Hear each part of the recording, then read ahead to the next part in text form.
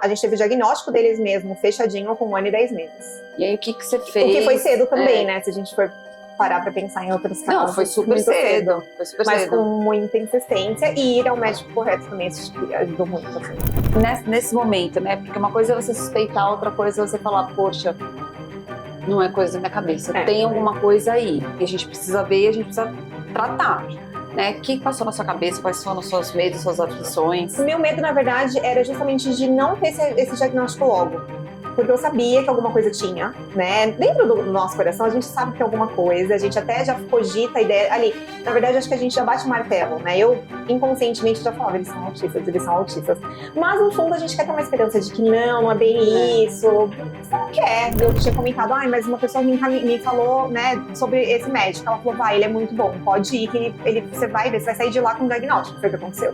Foram 2 horas de consulta.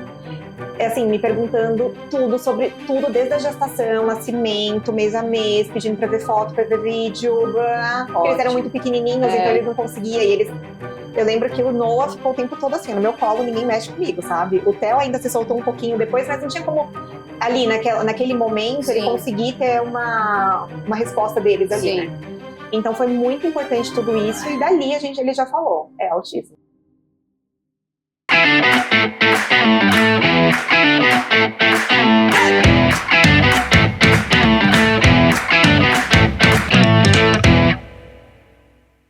Olá pessoal, estamos aqui para apresentar mais um episódio do Formari Talks. Hoje estamos com a Camila Caporali, ela é publicitária, mãe dos gêmeos Theo e Noah e da Júlia. E ela vai falar um pouquinho hoje sobre um tema que é muito relevante. É possível diminuir a carga horária das terapias? Quer saber mais? Segue aqui com a gente, que a gente tem bastante coisa para contar para vocês hoje. Camila, muito bem-vinda. Obrigada. Espero que a nossa conversa dê vários insights aí para as pessoas e sua jornada com os meninos possa ajudar bastante. Certeza. Vamos lá, Cá, fala um pouquinho para a gente, então. Vamos começar do começo. Como foi o diagnóstico? Como você descobriu? Como você suspeitou que os meninos estavam dentro do espectro autista? O diagnóstico, na verdade, eles tinham 1 ano e 10 meses, mas a desconfiança a partir de 1 ano e 3, 1 ano e 4 meses, mais ou menos, foi quando eu bati o martelo que eu falei, opa, realmente tem alguma coisa aqui que não tá dentro do esperado, né? E foi quando a gente começou a investigar. Mas investigar assim, conversa com o pediatra. Não, tá tudo bem.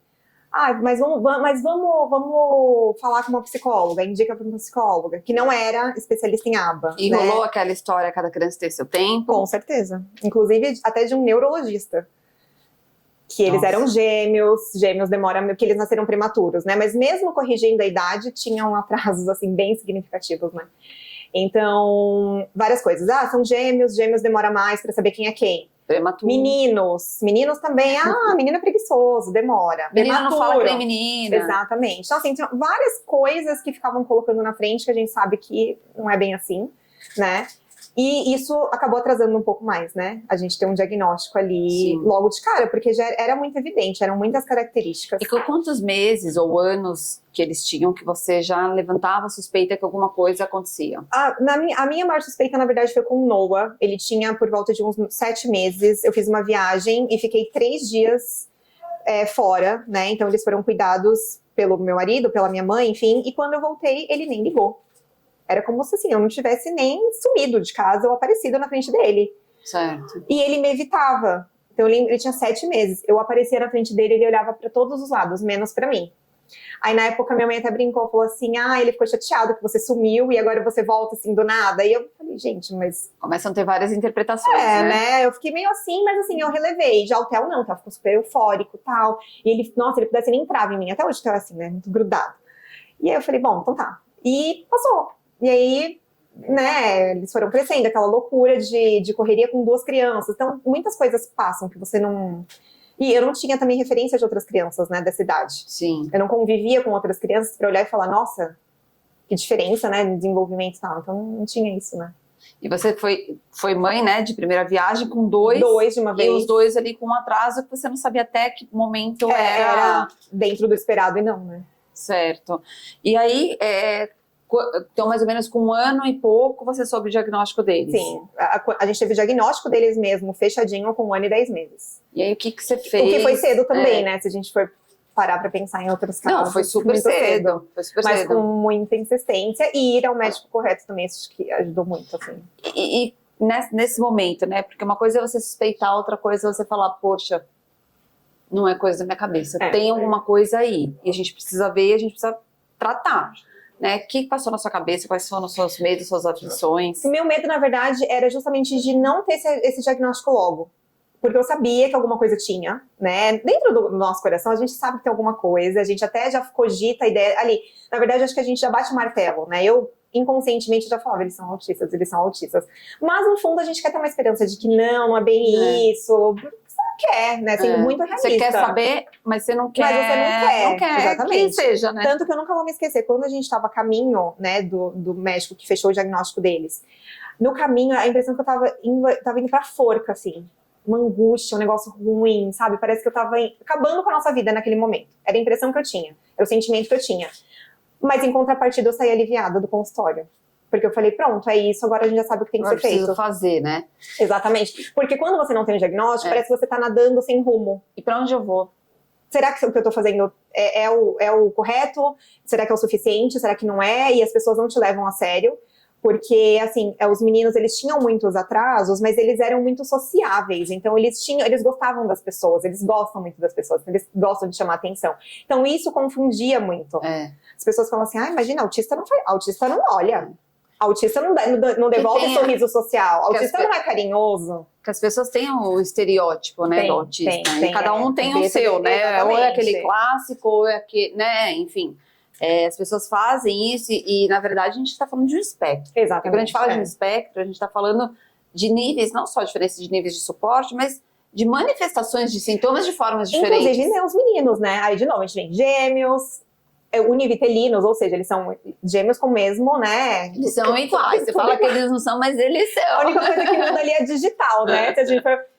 E neles, cada um tem a sua dificuldade, né? Cada um tem sua facilidade, cada um ali a gente consegue colocar assim num nívelzinho diferente do outro. Então, aí a gente não tem mesmo como comparar, assim.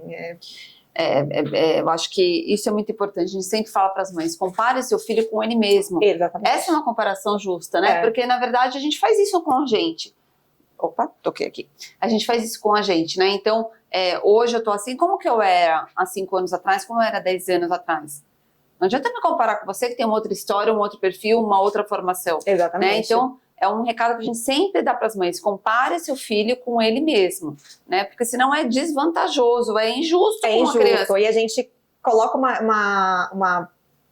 um peso muito grande naquela criança, né? Uma expectativa muito grande de algo que talvez ela não vai conseguir te entregar. E quando você não compara seu filho com ele mesmo, ele nunca vai te entregar o que você quer, porque é a sua expectativa e não sobre ele. Exatamente. Né? Então ele tá desenvolvendo, mas dentro do que ele consegue desenvolver, das eu habilidades, acho que até, inclusive, é uma das coisas que dele. Eu aprendi muito com a maternidade dos meninos, assim, a gente, imagina, nos meus primeiros filhos, então a gente cria todo um roteiro que a gente não vai seguir, né? Não tem como a gente seguir esse roteiro, não tá nas nossas mãos. Então eles vieram pra me ensinar isso, assim, querida, não tá nas suas mãos, não vem querer, sabe, controlar, porque não vai ser assim. E independente de diagnóstico ou não, né? Hoje com a Júlia eu também faço isso, né?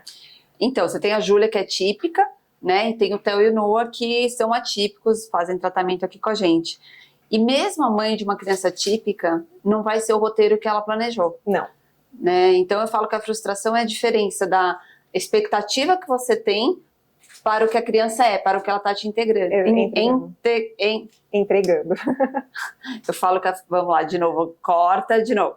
Falo que a frustração, ela vem muito da expectativa que você tem da criança e o que ela te entrega, né? O que ela na verdade. Então, se você tem uma expectativa muito alta e ela está te entregando aqui, você vai ter a frustração gigantesca, né? E você também vai passar isso para o seu filho. Então, isso é um dado que a gente tem que olhar, né? Algo que a gente, enquanto mãe de típico ou atípico, a gente tem que ter isso no radar. Sim. E sendo mãe de criança típica, mais ainda, Nossa, né? muito mais. Mais ainda. Porque assim, não tem como você querer traçar um futuro de uma coisa que você não sabe de fato, sabe? Tanto que acho que hoje o tema é muito importante justamente por isso, porque era uma coisa que eu não imaginava que fosse acontecer. Eu seguia um outro perfil de uma mãe que o filho começou a diminuir carga horária e eu falava assim, gente, mas como assim? Isso é possível? E eu não me via nessa posição, isso um tempo atrás. E aí, de repente, eu acho que um caminho também é esse, é você não criar essa expectativa querendo que alguma coisa aconteça lá na frente, porque pode ser que aconteça, pode ser que não. Eu acho que isso torna o caminho um pouco mais leve, sabe? Mas com certeza, com certeza. É a expectativa, né? E aí o que o seu filho te entregar vai ser uma super vitória. Não vai ser, nossa, ainda não ainda responde, não faz, exatamente. ainda não segue instrução. Mas com quanto tempo eles começaram a conversar? Gente, é muito relativo. Muito relativo. E aí a gente entra numa outra questão que é o nível de suporte também. Sim. Né? Então, falando ali pra a gente finalizar essa parte do diagnóstico, nesse momento, você tinha um diagnóstico e eles eram nível 2 de suporte. Nível 2 e para algumas coisas até um 3. Sim. E até na época o doutor falou, olha, a gente precisa mesmo começar essa intervenção o mais rápido possível para que a gente consiga reverter esse quadro, porque é possível, né? Ele até falou, a gente consegue ver que eles vão se desenvolver. Também não está prometendo nada, que também é outra coisa. Não dá para o médico prometer, ou até mesmo clínica. Vamos... Nossa, não existe isso. Eu vejo que os pais chegam com muito querendo essa resposta. E muitas vezes não tem. A gente não tem essa resposta. Eu nunca vou esquecer, acho que é uma comparação até quando os meninos nasceram, eles foram para UTI, as médicas sempre falavam, eu queria ter resposta, é a resposta de $1 milhão, quando o seu filho vai ter alta, né, da UTI.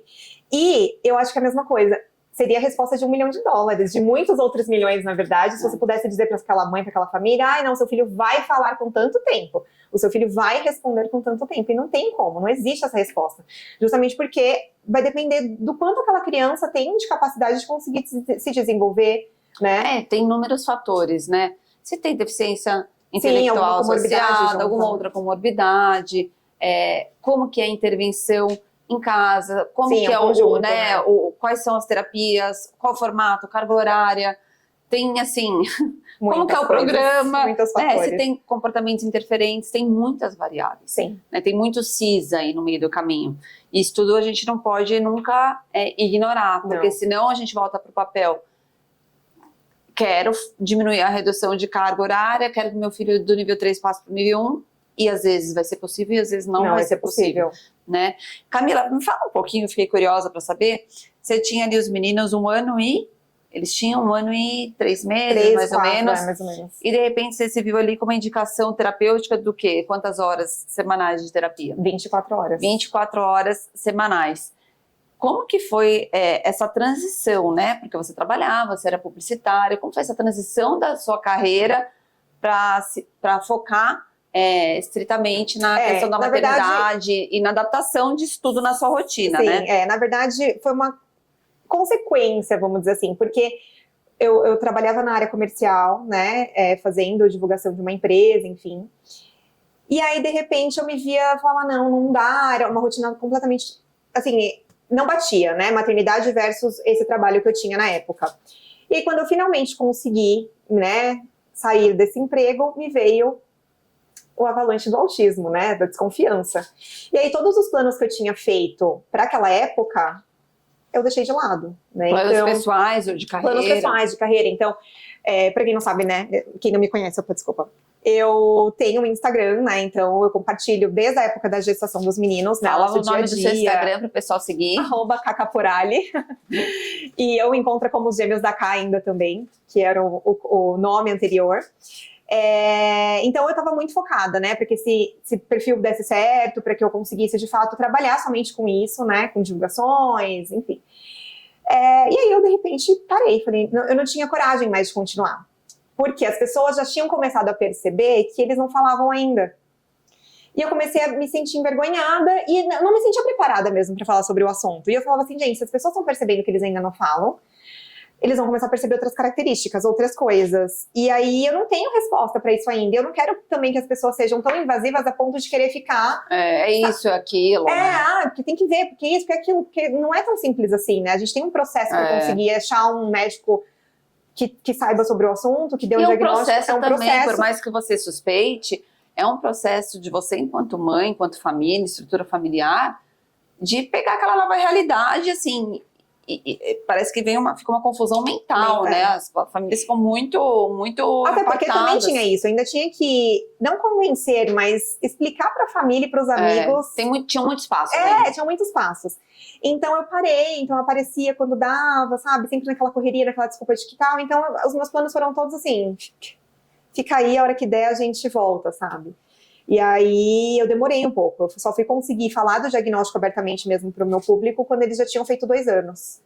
Então Foi foram rápido, quase 3 hein? meses, assim, mas 3 meses ali você fugindo da internet, fugindo das pessoas, foi um pouco mais difícil, assim. Imagino. Porque é uma pressão, né? É uma pressão. Uma coisa é você ir falar quando aquilo está resolvido dentro de você. Sim. Mas quando aquilo ainda é uma questão, é muito dolorido, é muito sofrido, né? E eu também queria entender mais sobre o assunto, né? Não adianta você querer falar, eu tinha um número de pessoas significativas ali me seguindo, elas iam querer entender mais. Como assim, autismo? Mas por quê? Como? E onde? E tal.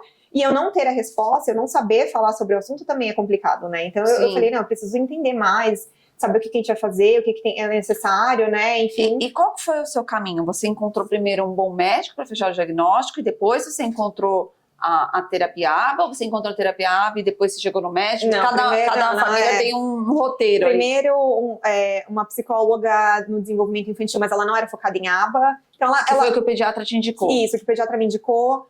Aí a gente ficou fazendo um tempo, mas não, mãe, acho que não é autismo, eu acho que o problema deles é atraso de fala somente.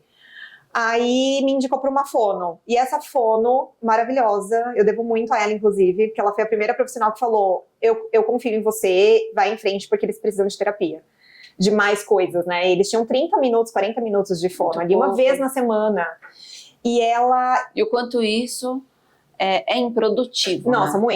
Muito, porque assim, você tem mais trabalho de levar, de toda a logística de sair com a criança, levar para 30 minutos, sabe?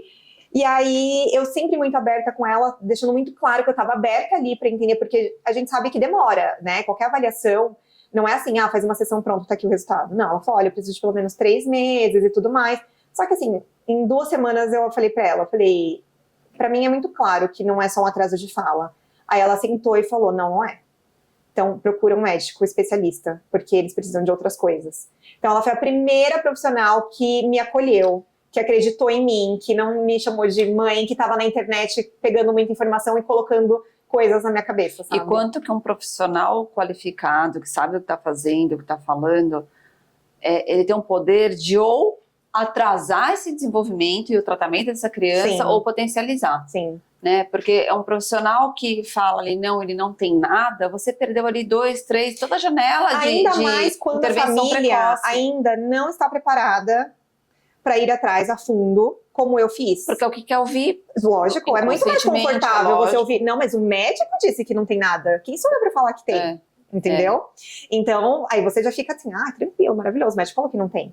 Mas eu não me conformava com aquela resposta ali, com aquela consulta. Eu falei, não me conformo. E aí essa fono na época falou, não, vamos. E fora que assim, né, eles tiveram um diagnóstico com 1 ano e 10 meses, mas eles só foram começar a fazer terapia de fato, uma terapia, teoricamente, dentro do que era esperado que o médico tinha pedido, quando eles já estavam com 2 anos e 4 meses. Quer dizer, você perdeu 1 ano, né? Exatamente. E o quanto isso é significativo, né? Nossa, muito. Isso é o que mais me matava na época. Porque eu falava assim, gente, o quanto eles já podiam ter desenvolvido. E você sabe que a gente recebe mães aqui, às vezes criança com 4, 5 anos, e a mãe, a família, né, passou de tanto profissional para profissional, de pediatra para pediatra, e aí a gente fala, gente, 3, 4 anos, claro, né? Da janela que a gente tem para fazer que é a melhor né, para começar a intervenção precoce, para começar a estimulação. A gente sabe que as crianças respondem muito bem nessa faixa etária. Sim. Né, elas estão aprendendo a aprender, então a intervenção precoce faz muito sentido, muita diferença.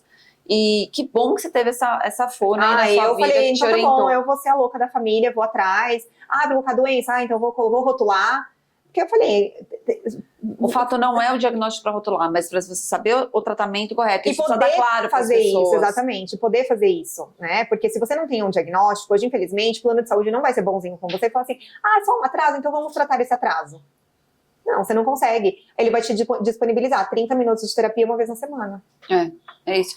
Eu falo muito para as pessoas, né? A gente tem que parar com essa bobeira de falar que o diagnóstico é para rotular. Não é para rotular, é para te dar o norte do tratamento, né? Por quê? Porque se a pessoa tem autismo, o tratamento é um. Se a pessoa tem esquizofrenia, o tratamento é outro. Né? Lógico, a Maria não tem esquizofrenia na infância. Não tem, mas eu tô dando um exemplo genérico, né? Quer dizer, a gente precisa saber para onde a gente vai. Precisa de um norte. Pra gente lógico. conseguir, inclusive, fazer valer os nossos direitos, os direitos dos nossos filhos, que é ter um tratamento adequado, né? E aí, essa fono te indicou para uma terapia? Não, para um médico. Não, eu tinha comentado, mas uma pessoa me falou, né, sobre esse médico. Ela falou, vai, ele é muito bom, pode ir, que você vai ver, você vai sair de lá com um diagnóstico. Foi o que aconteceu. Foram 2 horas de consulta. Assim, me perguntando tudo sobre tudo, desde a gestação, nascimento, mês a mês, pedindo pra ver foto, pra ver vídeo, blá. Porque eles eram muito pequenininhos, então eles não conseguiam. Eu lembro que o Noah ficou o tempo todo assim, no meu colo, ninguém mexe comigo, sabe? O Theo ainda se soltou um pouquinho depois, mas não tinha como, ali, naquele momento, ele conseguir ter uma resposta deles ali, né? Então foi muito importante tudo isso, e dali ele já falou, é autismo. Então tá aqui, vou fazer o relatório, ele não entrega na hora, mas ele falou, te entrego o relatório, vou montar tudo bonitinho, com todas as horas necessárias. E ele é muito específico, porque ele falou, eu não vou te pedir um monte de coisa, eu vou te pedir o que realmente precisa fazer agora, porque eles são muito pequenos, então não adianta querer ficar colocando um monte de coisa pra fazer. É isso aqui. E aí eu foquei naquilo ali. Que era aba, fono e TO. Tá. Então eram 20 horas de aba. Quando a gente fala aba, é tudo dentro dentro da aba, né? Sim, porque todo mundo pratica tudo aba, na mesma linha, né? Não era uma fono... Não. Eram todas na mesma linha do aba, né? Mas a psicologia eram 20 horas e 2 horas de cada outra terapia, né? Tá. E aí você começou a intervenção com 2 anos e 3 meses. Isso, porque antes disso tem toda a burocracia de encontrar clínica. E você estava numa clínica credenciada. Sim. Era uma clínica credenciada, porém indicada através de liminar.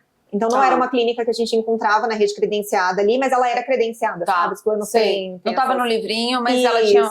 ela tinha ali um contrato, né, com eles, para eles enviarem as eles liminares. Faziam 20 horas, ficaram quanto tempo nesse espaço? Foi difícil conseguir essas 20 horas, porque mesmo com liminar... Exatamente, mesmo com liminar... Não tem vaga, né? Não tem. Eles ainda estavam se preparando para começar a receber crianças autistas, porque eles eram novos, teoricamente, nisso. Eles eram mais para reabilitação neurológica, mais voltada para as crianças com PC. Estavam começando nessa área. Isso. Poxa. Então a gente foi meio que cobaia, assim, sabe? Tipo, equipe nova. E era muito complicado, porque tinham profissionais pontuais muito bons, mas era uma equipe que não se falava. Então, assim, a fono não sabia o que a psico estava fazendo, a TO não sabia o que... E eu ficava assim, gente, mas não é possível, não tem como. Como que cada um vai fazer por si só?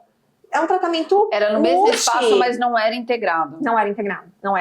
Assim, não tinha uma troca. Isso, né, de cada um bocar o seu espaço e seguir. Não tinha uma troca, assim. Uma vez ou outra, falou, tá bom, vou conversar com a fono pra ver como que ela tá abordando.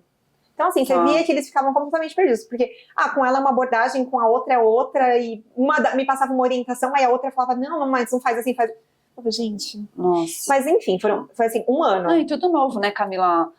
Diagnóstico novo, médico novo... clínica nova. Sim, aí você fala, nossa, ali vai ser... Você, aí, de novo, né, a gente cria expectativa, você fala assim, nossa, agora vai. Essa clínica vai ser maravilhosa, vai ser incrível, não sei o quê. E assim, por 1 ano eles tiveram, sim, um desenvolvimento, mas de repente estagnou. Tipo, e eles tinham... E aí te acendeu um outro sinal de alerta. E outra coisa, né, pandemia no meio disso. Eles começaram a fazer intervenção, veio a pandemia. Aí pararam. Aí parou. Aí a gente tentando fazer por vídeo. É impossível. Foi muito difícil. Foi muito difícil essa fase. Foi muito difícil para todo mundo, E aí, como que você chegou na Formare? Como é que você chegou até aqui? Foi justamente quando eu vi que não estava rolando mais, assim, eles estavam estagnados. Eu forçava, assim, eu era chata, sabe? Eu falava, putz, não precisava tinha ser que ser chata. aquela mãe insistente. Sabe, assim, pra fazer o que tinha que ser feito, né? Eu não tava ali cobrando nada nem. Então, eu falei, não dá mais pra continuar aqui. E eu não sabia o que fazer. Até que uma mãe dessa clínica falou, olha, uma outra mãe conseguiu sair, ela também tinha o mesmo plano que o seu, também tinha liminar, e ela conseguiu sair daqui, você não conversa com ela. E ela tava aqui na época. E aí eu entrei em contato com ela, expliquei toda a história e tal, ela me falou o que ela tinha feito, né, ela só avisou pro plano, olha, a clínica que vocês me indicaram não tá sendo mais bacana, não tá rolando mais, e indicou a clínica que ela queria, que tinha sido aqui. E aí eu falei, vou tentar fazer o mesmo, e aí deu certo. E aí eu já tinha ouvido falar de vocês através da Andrea, né, Andrea Werner, né, por conta do Theo. Mas pra mim era algo que eu falava, não vou conseguir ir pra lá, sei lá, pra mim era muito fora também, assim, da realidade. E aí, quando o plano aprovou, eu falei, gente, como assim? E aí vieram outros, mas mesmo assim, rola um medo, né? Porque você vai falar, pois, eu vou sair de uma equipe que eles estão acostumados, Sim. porque eles gostavam muito das pessoas, né, das terapeutas na época, mas eu falava, gente, não adianta ser só legal. Elas estão sendo muito legais, mas infelizmente não está sendo o suficiente, sabe? Então, e são decisões muito difíceis, né, Camila? Eu lembro que eu chorava tanto. Todas essas decisões são difíceis, muito. Né? E aí eu vim conhecer, vocês ainda estavam no protocolo ainda bem firme em relação ao COVID, então todo mundo muito paramentado e reuniões assim, sabe, muito pontuais, porque não dava para ficar fazendo visita. Eu falava, ai meu Deus, será que é isso? Será que não é? Aí tinha o ponto também de toda essa logística de vocês ficarem com a criança, o que foi muito importante para o desenvolvimento deles e a autonomia, porque eles ficavam o tempo todo comigo, né? O tempo todo. Eles eram muito dependentes, muito né? dependentes, muito. Então, eu tive muito medo, mas eu falei, não, vou confiar, vai dar certo. E é importante isso, porque o medo, bom, qualquer mudança gera medo, né? Muito. Gera medo, gera ansiedade. Não, e quando se trata dos nossos filhos, né? Porque você está decidindo por alguém que você fala, e agora? E não, a gente já fica inseguro de mudar de escola, imagina o tratamento, né? A gente sabe bem que a chegada e o começo é tudo muito novo, é tudo diferente. Tudo. É que nem quando você muda de emprego, quando você muda de trabalho. Né, por mais que seja a mesma forma de atuar, seja é um outro formato. Sim, sim. Né? E eu acho tão importante você falar desse medo, porque eu vejo isso, as mães chegam com muito medo, com muita angústia, será que é isso, será que vai dar certo? E assim, qualquer clínica, qualquer escola, qualquer trabalho, a gente vai ter que fazer ajustes. Sim. Isso o tempo todo. Isso o tempo todo, ao longo da vida da gente, né? Mas você conseguir falar isso é importante, porque os pais falam, pô, não sou eu que tô ficando louca. Porque as mães falam às vezes, nossa, eu tô ficando maluca, eu acho que eu que não tô bem. Não, gente, calma, isso tá dentro do esperado, tá dentro né? do esperado, é difícil. E o que brilhou seus olhos pra você vir pra cá? Primeiro que eu ouvindo os relatos, né, e procurando saber, eu sabia que realmente era algo integrado. Então, assim, eu tinha uma pessoa responsável, que era responsável pela supervisão do caso. Então, ela sabia exatamente o que estava acontecendo com eles. Eu ficava assim, gente, ela não é assim, um information, sabe? Tipo assim, ela tá falando uma coisa básica. Não, ela sabia exatamente a característica de cada um deles, o que estava sendo feito. E aquilo era visível, sabe? E então isso me deixou muito segura, porque eu falei, cara, realmente as coisas vão andar, vão funcionar, porque a equipe se conversa. Era uma coisa realmente muito integrada, não era só no nome, não era só no papel, sabe? Não, a equipe se falava, tinham reuniões, tinham a supervisão para fazer a avaliação. Aí eu falei, agora vai andar, sabe? E realmente foi a principal coisa, assim, sabe? Que me deixou mais tranquila. É tão gostoso ouvir isso, né? Porque é um feedback super, que é tudo que a gente quer que aconteça, né? A gente nasce muito com esse propósito, né? Com o propósito de realmente fazer um trabalho integrado. A gente via ali o sofrimento das famílias, vai na fono, vai na TO, vai na psico. A gente ficava ali 3, 4 meses para conseguir agendar uma reunião. Quando agendava, era uma reunião de 1 hora. Tinham 5 pessoas na equipe, cada um falava 10 minutos. Você nunca conseguia alinhar procedimentos, você não conseguia falar de questões de comunicação, alinhar API, não dava. Não, e assim, o suporte que vocês dão também para a família, né? Então, assim, esse contato que a gente tem, cria um laço, na verdade, cria uma amizade, né? Não tem como. E você sabe que você pode contar com aquela pessoa, que você pode pedir qualquer coisa assim, olha, eu preciso de ajuda nisso, no comportamento que você precisa ali na hora. Porque tem clínica que, assim, é só no dia da reunião. Mas, assim, às vezes já passou e você já nem lembra mais o que você tem que falar. E às vezes é uma coisa tão pontual que você precisa alinhar rapidinho, sabe? Então, toda essa abertura mesmo, né, que a gente tem, enfim. Ficou super orgulhosa delas, de saber que, né, porque a gente tem um esforço aí muito grande para fazer isso acontecer, né? Essa é a nossa essência. Porque isso vai fazer a diferença. E sabe o que é o mais engraçado? É que vocês estão fazendo o que é o certo, sabe? Não tá sendo nada assim, ai, nossa, gente, não. Só tá fazendo o que é certo, sabe? É isso. Fazer um tratamento correto, fazendo a reunião correta, de forma correta, nada mais. Falando assim, parece simples, né? A gente tá aqui nos bastidores, a gente sabe que... Eu sei que não é, mas eu quero dizer que é isso, porque toda criança merece um tratamento desse, é o que tem que ser feito, entendeu? E a gente vê que não é o que acontece na realidade, não era o que acontecia comigo. E quando você vê uma coisa funcionando bem assim, não que não tenha defeitos, a gente sabe disso, a gente tem coisas alinhadas o tempo todo. Mas funciona, né? O que É isso. Eu acho que o fato também de estar todo mundo no mesmo lugar faz muita diferença. Nossa, muita diferença. Né? Não é, lógico, não é só questão física, porque não é cada um alugando sua sala e tocando o seu, não é isso. Mas esse contato, você, né, tá fazendo uma terapia, tô treinando uma físio, tô dando pra fono, a fono tá dando pro TO, né, a criança, e ter essa troca ali do que tá acontecendo, hoje foi isso, fiz isso e deu certo, é uma coisa que você não precisa esperar reunião, não. Você já tá fazendo ali na sessão seguinte, né. Então esse é algo que me enche de orgulho aí, porque é algo que a gente luta todos os dias para que essa essência, ela realmente seja o carro-chefe do tratamento, mantenha, né? E aí, me conta, isso te deixou mais confiante e você começou a ver os primeiros avanços das crianças. O que você começou a ver, assim, que eles começaram a responder? Duas principais coisas, autonomia e comunicação. Assim, foi quando eles tiveram um boom na comunicação, porque até então, quando eles iniciaram as terapias mesmo, antes de entrar aqui, o Noah era não verbal ainda. Ele foi começar a falar com 2 anos e 7, 2 anos e 8, ele falava uma coisa ou outra, assim, mas assim, ninguém entendia nada. O Theo já começou a falar um pouquinho antes, mas assim, palavrinhas, né? Falar que eu digo assim, falar coisinhas, não conversar, deles, assim. Nem nada, exatamente. Então eles já vieram pra cá também ainda assim, muito cruzinhos em relação a isso, sabe? Não tinha na verdade, básico. Não tinha uma comunicação, como é que fala? Eles não eram funcional, tava lembrando. Não era uma comunicação funcional. Água. Tá, mas você quer água? O que você quer? Água. Né? A gente não sabia o que ia acontecer. Não fazia pedidos. Né? Então isso foi, assim, sabe? Consolidando uma coisa que você fala, meu. E aí parece que você liga aquela chavinha, né? E a criança entende que é possível ela fazer pedido, que é possível ela usar aquela fala não só para reproduzir um contexto, mas para se comunicar, né? Exatamente. Que esse é o nosso grande desafio. Foi a maior questão, assim, é isso. Eles começaram a se comunicar de forma funcional, assertiva, então começou a rolar uma troca, sabe? Isso foi melhorando, que é algo que a gente ainda continua trabalhando até hoje, porque a gente sabe que hoje eu falo que uma das maiores dificuldades deles eram mais mesmo essa questão de comunicação, lógico, muitas outras, CGDs, por exemplo, né? A gente sabe que é o que atrapalha muito, exatamente. Mas a comunicação facilita muito, assim, você saber se a criança tá com dor, se não tá, onde tá doendo, que não tá. Eu falo para as mães muito assim, às vezes, lógico, a expectativa é que a criança fale, mas eu tenho muitos clientes que falam, mas não se comunicam. É isso. E o nosso foco maior sempre é a comunicação, porque precisa comunicar. Eu digo assim, a questão da comunicação também não é nem só a verbal, mas a não verbal também. A não verbal, de fato, consolidou aqui, entendeu? Assim, consolidou. A partir disso, eles começaram a se comunicar verbalmente com funcionalidade. Foi essa a grande diferença, assim. Agora eu consegui definir, foi isso. E é uma baita diferença, né? Nossa, porque isso muda toda a história, né? Totalmente. Isso muda a interação de vocês. Porque a gente tem que entender aquela criança, seja falando ou não. Esse é o ponto. Eu lembro que os meninos tinham crises, porque eles estavam só com fome.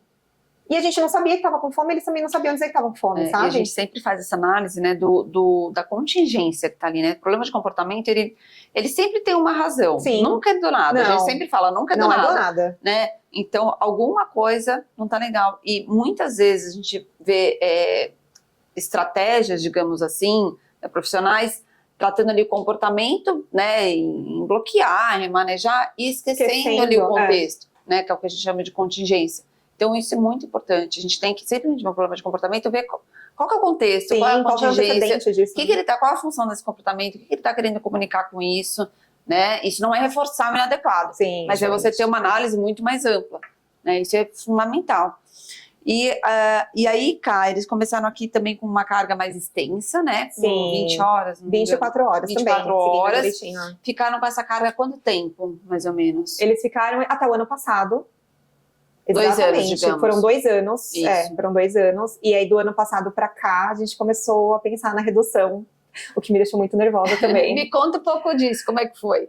Em consulta com o doutor também, que acompanha a gente desde então, ele falou, olha, eles estão indo muito bem, né? Acho que já dá pra gente começar a diminuir essa carga. E eu, como assim? Eu nunca imaginei que aquilo fosse acontecer assim, sabe? Tão rápido, né? Porque 2 anos de intervenção. Sim, exatamente, foi rápido. Para crianças que até então eram nível 2 de suporte. Exatamente. Não era algo planejado, assim. E a gente já estava falando agora de crianças que já estavam no nível 1 de suporte, né?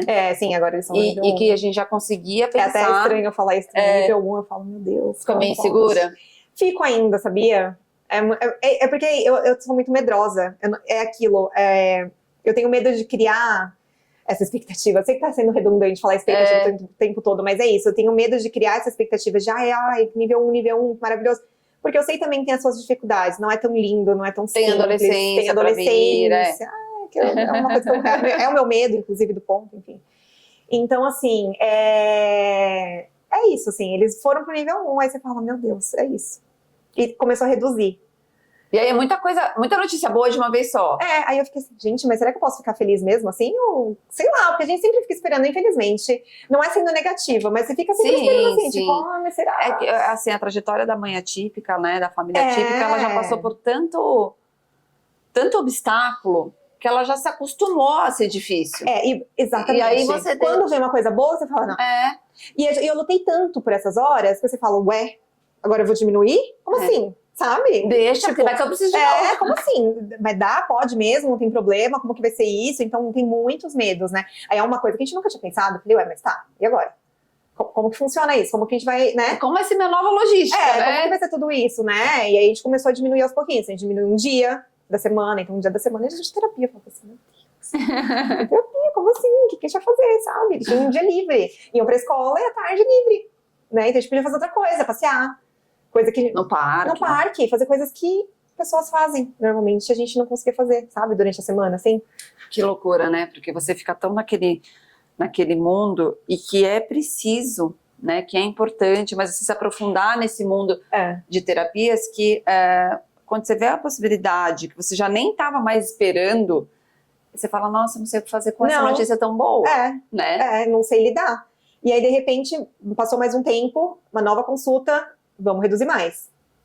Eu fiquei, meu Deus, gente, calma. Porque os resultados começaram a mostrar que eles estavam indo muito bem. Sim, e até porque faz parte também do tratamento eles terem vivência com outras coisas, né? Sim. Tanto que o nosso médico falou, quero deixar claro que não é pra ficar em casa sem fazer nada. Não é isso, a gente vai reduzir carga horária de clínica pra eles fazerem coisas de vida normal. Fazer uma natação com outras pessoas, tendo outras vivências, sem o padrão clínico. Eles precisam aprender a lidar com o dia a dia e com a vida real. Sim. Porque na clínica, na escola, tem sempre alguém intervindo. Tem sempre alguém ali para mediar. Que essa é uma dor muito grande das mães, porque o que acontece vamos supor que isso não acontecesse com você.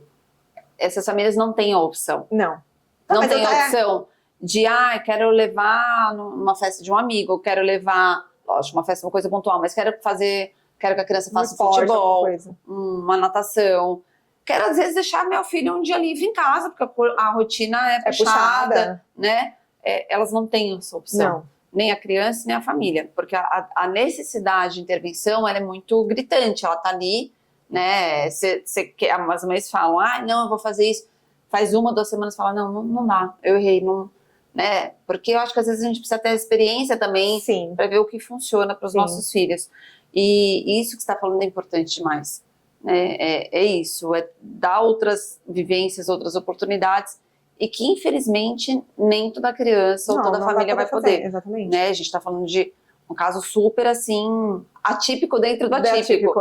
Porque eles são crianças que não têm deficiência intelectual, não têm comorbidade, né? Estão realmente no nível 1 de suporte, saíram do nível 2, né? Então eles responderam muito bem à intervenção. Né? E o que a gente vê que infelizmente isso acontece em poucos casos. Acontece, mas acontece em poucos casos. Mas eu acho que o grande recado para as famílias é continue fazendo, porque é possível. Porque é possível. Talvez não tão rápido, e assim, talvez num outro momento, mas é possível. É possível. E ficar em cima, né? Não ficar confortável com o que querem te oferecer e você achar que tá tudo bem, porque eles estão me oferecendo e é assim mesmo. Não. Se dá para melhorar, vai atrás. Sabe? Sim. Não fica na zona de conforto, porque isso faz diferença. Porque talvez se eu tivesse ficado na minha zona de conforto, eles não tivessem como eles estão hoje. Sim. Sabe? Eu acho que é um conjunto de coisas. Sim. Então, quando eu vejo que existe a possibilidade... Eu também tô falando, eu sou privilegiada de falar isso, porque hoje eu estou exclusivamente cuidando deles. Né? Não tenho que sair para trabalhar, deixando outras pessoas cuidando, porque eu sei que tem tudo isso, não é a realidade de todo mundo. Mas se você tem essa possibilidade, vai atrás. Porque pode ser que seu filho consiga se desenvolver mais e tenha uma redução de carga, ou, né, enfim, tenha um remanejamento ali que dê para ele ter algumas horinhas livres, nem que seja para não fazendo nada. de início a gente não fazia nada. Falava assim, de sexta-feira vamos ver o que a gente vai fazer. Se rolar, rolou, senão a gente vai ficar em casa sem fazer nada. Sim. Então, eles estavam me dando luxo e dando esse luxo pra eles, porque eles não tinham... E te sentir, Desde né, muito Camila? pequenininho, Sentir como exatamente. que era ficar em casa. Porque pode ser que funcione 2, 3 meses, e um de ano repente depois não já começa a ter outros funciona. problemas. Tanto é que agora eles não ficam, né? A gente faz outras atividades, eles estão fazendo esporte agora. Estão gostando? Estão amando. Eles fazem de quinta e sexta. E é totalmente livre, por isso eu falo. Essa questão da autonomia deles foi muito importante, porque eles estão livres com outras crianças e com um professor que não tem formação nenhuma em autismo, nada. E eles colocam sua própria comida para almoçar, eles almoçam sozinhos, eles participam das atividades. Hora ou outra, eles precisam ficar um pouco mais, né, gente? Autista precisa se autorregular, às vezes ali, professor. Muito estímulo, Muito né? estímulo, muita demanda também, a gente sabe que não dá. Eles vão dar uma corridinha, ficam um pouquinho ali, volta pra atividade e é assim. Porque não é que eles, né, nível 1, eles continuam sendo autistas. Sim. Eles vão poder ter uma funcionalidade, uma autonomia a ponto de poder viver as suas vidinhas sozinhos um dia depois adulto? Sim, mas a gente sabe que vão ter outras dificuldades ali. E eles precisam, suporte, né? exatamente, vão precisar de algum suporte pra alguma coisa em algum momento, né? Sim. Cá, pra gente finalizar aqui, qual recado você pensa em deixar aí pras mães pra falar sobre essa jornada da sua experiência, né? Como assim, um toque, de como foi a questão do diagnóstico e tratamento. O que você deixaria ali? Ó, gente, não esqueçam disso, isso vai te nortear para o caminho correto. Alguns pontos você confiar no seu coração e no que você sente. Porque não é em vão, mãe sente. A gente sabe, no fundinho ali, se você tem alguma dúvida de alguma coisa, vai atrás até você conseguir realmente sentir paz no seu coração. É isso. Hoje eu sinto muita paz no meu coração, sabe? Até um tempo atrás, não. Assim, há 2 anos atrás, se a gente conversasse e falasse, vamos começar a pensar em diminuir, eu falava, imagina, gente, imagina, como assim? Não dá. Porque eu sabia que não era a hora. Né? Aí no primeiro momento que a gente teve essa conversa no passado, vamos, então tá bom, vamos começar. Com medinho, mas eu sabia que estava dando certo. Entendeu? Então o importante é isso, a gente ter paz no coração de que está sendo feito o que tem que ser feito. Ir atrás de um profissional bom não é barato, mas é um investimento. Sabe? Então, se dá pra dar uma apertada, se dá pra pedir dinheiro emprestado pra alguém, alguma coisa assim, investe esse dinheiro, sabe? Ele vai te nortear para o melhor tratamento. Eu falo que médico caminhos. E advogado. São dois São investimentos, dois né? Um investimento, não é um gasto de dinheiro, não é. Não é, assim, você tem que ter, porque você casa, né, com esses dois profissionais, quando são muito bons, assim. E vai atrás do melhor pro seu filho dentro do que você consegue dar. Se você acha que dá pra dar um pouco melhor, então vai atrás de novo, porque ele não fica na zona de conforto, não fica. Não fica. Muito bom, Cá, obrigada, adorei conversar com você, Eu também, foi super obrigada. legal, adorei esse bate-papo, acho que a gente teve trocas aí muito importantes e vai ajudar bastante gente, obrigada mesmo. Imagina, obrigada a vocês pelo convite. Pessoal, acabamos aqui mais um episódio do Formari Talks com a Camila Caporali, falando sobre a importância e se é possível reduzir as cargas de terapia. O que você acha? Quer saber mais? Entra no link, dá um like e segue a gente no canal do YouTube, Deezer ou Spotify.